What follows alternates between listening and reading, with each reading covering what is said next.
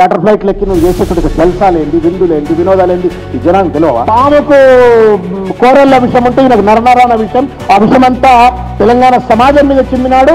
KCR and KTR గారి పైన చిమ్మేటువంటి ఒక ప్రయత్నం చేసినాడు. గుండె మీద చేయబెట్టుకొని రేవంత్ రెడ్డి గారు చెప్పాలా, నాది మధ్యతరగతి మనస్తత్వం. ఎవడికి కావాలి నీ మధ్యతరగతి మనస్తత్వమా, నువ్వు పెద్ద మనస్తత్వమా? నువ్వు వేసుకునే బూట్లను చూస్తే తెలుస్తుంది, నువ్వు వేసుకునే బెల్టు, నువ్వు వేసుకునే టీషర్ట్లు, నీ బూట్ల కాస్ట్ ఎంత చెప్పువాయా? నువ్వు మధ్యతరగతి కల్చర్ అని చెప్పన్నాడు. సొల్లు చెప్పగానే మీరు ప్లేట్ బ్రేకింగ్లు పెట్టి రేవంత్ రెడ్డిది మధ్యతరగతి మనస్తత్వం అనగానే ప్లేట్ బ్రేకింగ్లు పెట్టేసి ఏం బట్టలు వేసుకుంటున్నావు, నువ్వు ఏం బెల్ట్లు పెడుతున్నావు? చార్టర్ ఫ్లైట్లు ఎక్కి నువ్వు చేసేటువంటి జల్సాలేంది, విందులేంది, వినోదాలేంది ఈ జనానికి తెలియవా?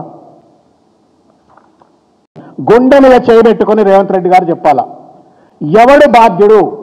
ఒకప్పుడు కేటీఆర్ గారు మున్సిపల్ శాఖ మంత్రిగా ఉన్నప్పుడు, కేసీఆర్ గారు ముఖ్యమంత్రిగా ఉన్నప్పుడు 10 ఏళ్ల కాలంలో నిర్మాణ రంగం భారతదేశంలోనే మిగతా మెట్రో నగరాల కంటే కూడా ఎందుకు అత్యంత అద్భుతంగా అభివృద్ధి చెందింది?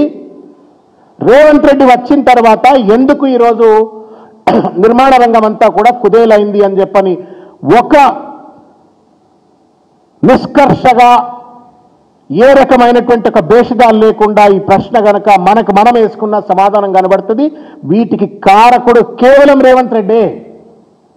రేవంత్ రెడ్డి యొక్క సొమ్ము పురాణం, రేవంత్ రెడ్డికి ఉన్నటువంటి ఒక నెగటివిటీ, పాముకు కోరల్ల విషయం ఉంటే ఈయనకు నరనరాన విషయం. ఆ విషయమంతా తెలంగాణ సమాజం మీద చిమ్మినాడు. కేసీఆర్ అండ్ కేటీఆర్ గారి పైన చిమ్మేటువంటి ఒక ప్రయత్నం చేసినాడు. తదనంతరం జరిగినటువంటి ఒక 10వ సారణం పారిశ్రామిక రంగం, నిర్మాణ రంగం అయినటువంటిది మొత్తం కూడా కుదేలైనటువంటి ఒక పరిస్థితి.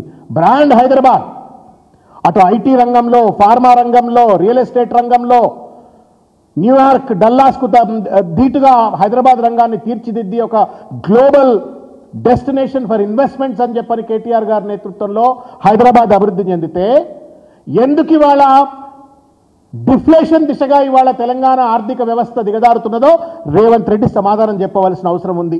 అది చెప్పాలా నిన్న మీటింగ్లో ఏమాత్రం కూడా.